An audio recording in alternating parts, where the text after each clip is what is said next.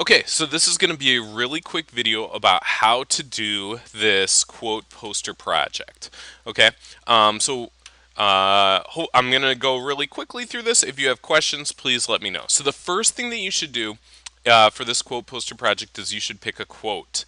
And pick a quote that communicates to a specific feeling or emotion. Most students initially pick a inspirational quote. Although inspirational quotes are great, and we're actually going to create these quote boards in the future that use inspirational quotes, please do not use an inspirational quote for this project. You want to pick a quote that is about being happy, or it's about being angry, or it's about being relaxed, or it's about being afraid. You want to pick a quote that is about a specific feeling or emotion.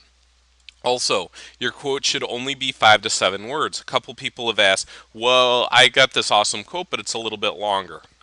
I really actually want this to be 5 to 7 words so it's easy to read. So, if your quote is longer than 5 to 7 words, you can try to cut it up and you don't have to use the whole quote. Maybe if you can just like pare it down, that would be good.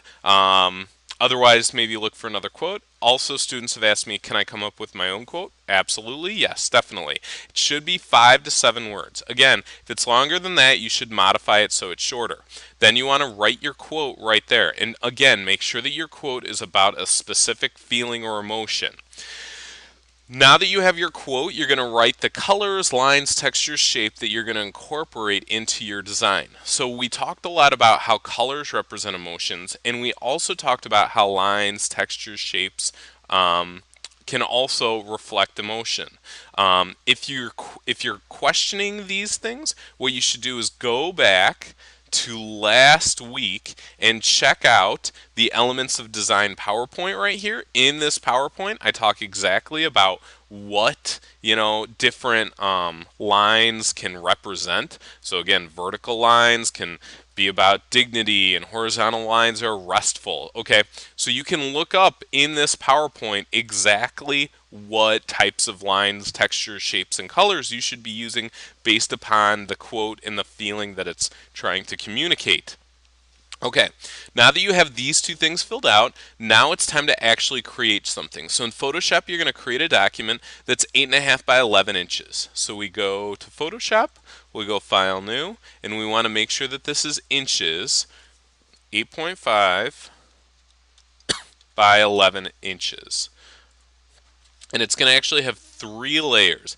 On the background layer is going to be an image. And then this layer is going to be a color. And then on this layer is going to be the quote. Okay, so let's talk about what's going to go on this back image right there. So it says, the third layer or background layer will be an image that reflects the quote you choose. You can use an image from the internet, but that image must be modified significantly, okay? This part is really important right here. If you don't modify your image significantly, you're going to lose points, okay? Make sure that you write right here how you modified your image. If you don't write anything right here, I'm going to take off points because I'm going to assume that you just automatically copied an image from the internet. So make sure that you modify your image significantly. What does that mean? Well, you can alter the colors, the shapes. You can try to merge 2 images together. You guys all did the magazine project so that you know how to bring in multiple images together. That might be a good idea, bringing in a couple images and trying to make them one, okay? But you should create a image. It can be abstract or it can be real, kind of bring them all in together. Okay, I'm just going to use this image, and I'm going to put it in my background layer. And by the way, my quote is about being happy, which is why I'm using kind of a yellows and whites and stuff like that. Again, because I didn't modify this image significantly, I would actually lose points on the originality part of that rubric. So I would need to modify this, but for time's sake, I'm not going to modify this. But just know that you need to on yours. Okay, the next part is in the second layer, we're going to fill it with a color that reflects that emotion. Okay, so I think I'm going to go with, for happy, I'm going to go with, I don't know, maybe an orange for my background. So I got kind of this, and then in my background, I'm going to go ahead and create a color. So I'm going to find like an orangey color right here. And then I want to fill in that entire layer with this orangey color. Now that I have this orangey color filled in, what I'm going to do is I can lower the opacity, and the opacity is going to just kind of allow part of the image underneath for you to be able to see through. So if I picked a different image, maybe I picked something like this. You know, I really like this image. Copy this image in here. You can kind of see. So this is what it looks like on top. Okay, but then underneath the color, see, the color can give it a tint, and we can make that color any tint we want. So I can apply, let's see, what if I wanted this to be more yellowy? I can find like more yellow right there, and then obviously I can, based upon the opacity, this can be like much stronger yellow or much weaker. So it's kind of up to you where you put this. I will put this at a level because we're going to be putting text on top.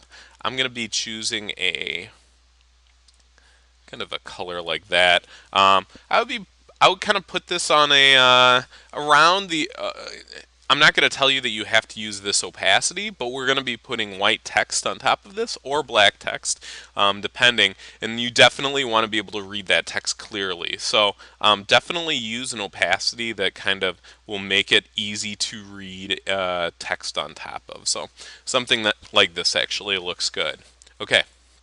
So now that I've done that, and again, make sure that you modify it significantly and write right here how you modified it. Now we need to find a font. So there are two places to find a font. The font, okay, or you can choose a font from here, or 1001 fonts. Please do not choose a font from a different website besides one of these two. Students in the past have tried to download fonts from other websites, and they've actually downloaded malware onto the computers and installed viruses and things like that. Okay, these two sites have tons and tons of fonts. These sites are relatively easy to use, and if you download fonts from these sites, you're not going to download malware or like ruin the computers. So because my thing is happy, I actually kind of want maybe like a groovy font, kind of something like this. I want rounder shapes, something like this. These are kind of upward, so I like this Keep on Truckin' font. That's pretty happy to me. This is actually a pretty happy font too. Yeah, I'm gonna go ahead and use this one, this Neon 80s. So again, in order to find a font, you find the font that you like, download it, open it up, and again, the font that you choose should be expressing in the lines and shapes and textures that you're choosing. So if you're choosing an angry font, you know, really sharp corners. If you're choosing maybe a sad font, maybe it's, you know, kind of droopy and you know, happy though. I think I'm trying to find something that's soft, you know, no sharp edges, but you know, kind of bold and kind of just happy and bright. Okay, so I found that. The TTF file right there, so I'm going to double click on my TTF file. I'm going to double click on the Windows Font Viewer, and then I'm going to hit install. And I need to make sure that I note what the name of this is. So this is Neon 80s. So now that I have that in Photoshop, I'm going to go to my quote layer right here. I'm going to use the text tool, and I'm going to write, my quote is be happy. So there's a couple things that I need to change with this. Number one, I need to change this. This is neon, N-E-O-N, neon 80s. So there it is right there. And then the other thing I need to do is I need to change the size. I'm going to try 120. Okay. Now maybe I'm just gonna hit enter and I want this to be centered. Let's center both of these, kind of like that. Something like that. Maybe I want to make this even bigger, so I'll go like 170. Alright, so now I have my quote on there. That's good. And again, I found a font that, look, the E, it's kind of uplifted that part. I would say that that's almost inspirational. That's happy. That's upbeat, right? So this font to me represents happiness. So I found a font that represents happiness, and then it's pretty easy to read. But I might actually want to add an outline to this. Okay, so in order to add an outline in Photoshop to a quote, what I need to do is I need to, once I've written the quote exactly, I can go to blending options, and I can do a outer glow. Okay, in my outer glow, I can choose a color to be the opposite of what I saw on here, and blend mode normal. So if you notice, I go normal on that, and then the more I do that, you notice, see how this is like getting a kind of a fade black. Now you don't want this to be super dark, but it's just something slightly light. So, you know, and the more noise we add to this, if you notice noise, it kind of, I like no noise, but it's kind of up to you. And then there's different, obviously, different techniques that you can use. If you use precise, it's a little bit bolder. Something like that. That actually looks pretty good to me. Alright, so mine says be happy. I like this. This is perfect. So now that I have that, I would upload that Photoshop file to the Google Classroom, and I would also print your work.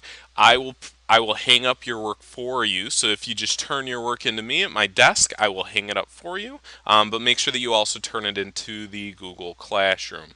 And that's kind of it for this project. Make sure that you fill out the worksheet.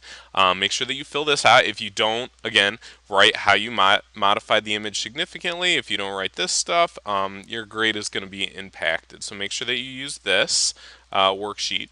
And then once you've finished, you can move on to the next couple projects, which is 3.4 and 3.5 in Illustrator. There's just some directions. You follow the directions and you read them. Note, both of these projects are done in Adobe Illustrator, so you should not be using Photoshop like this one. You should be using Adobe Illustrator. Okay, hopefully this was helpful. Let me know if you have any questions.